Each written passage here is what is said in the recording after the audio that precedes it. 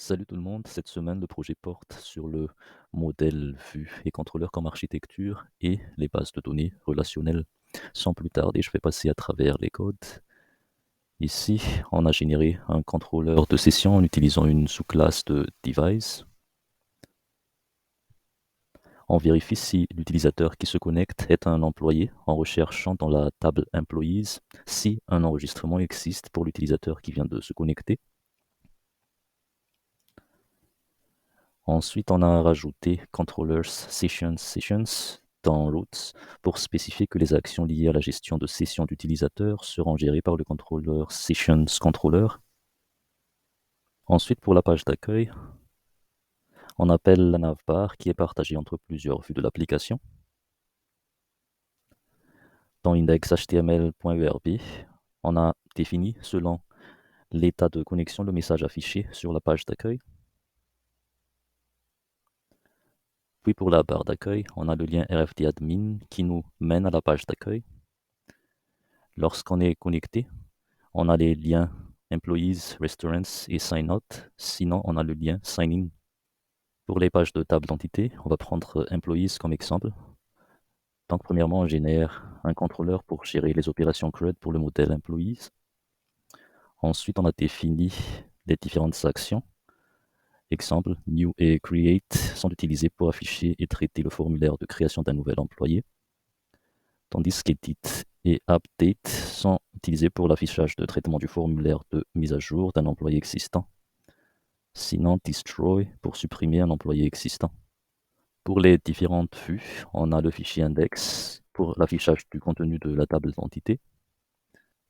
On a le fichier new pour le formulaire de création d'employés.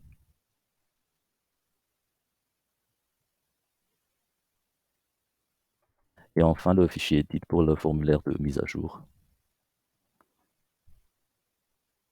Allons faire quelques démonstrations sur le site.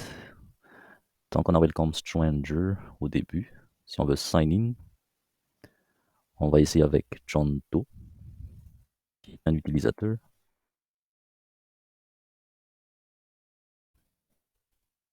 Ça nous indique que only employees are allowed to sign in. Donc on va essayer avec Erika, qui est une employée. Là, on est signed in avec succès. Maintenant, si on va aller dans la table des employés, on peut voir la table d'entité de la base de données. Si on veut créer un nouvel employé, mettons, on va créer Elmar, qui est actuellement juste un utilisateur avec son ID 24. On va dire qu'il habite à Newark, avec la Fontaine Street comme rue, donc 23 le ID.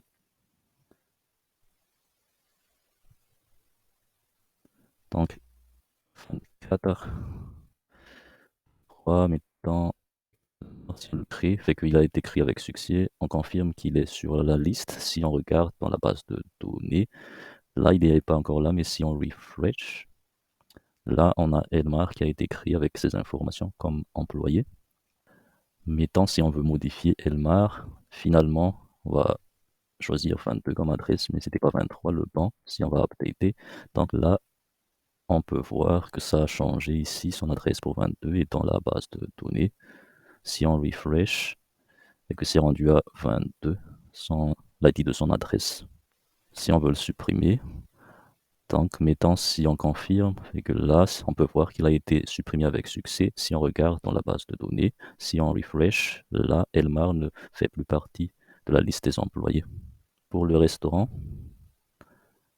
donc on peut voir la liste des restaurants de la base de données. Si on veut créer un nouvel restaurant, mettons 24 de téléphone quelconque, mettons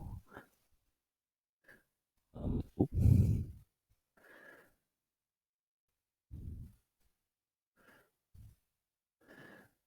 créé. Donc là, ça nous indique que c'est créé avec succès. Justement, on peut voir les informations du restaurant McDo à la dernière ligne.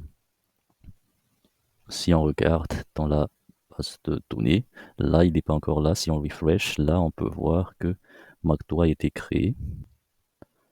Si on veut modifier le restaurant McDo, On va dire que c'est 88 ici, mettons.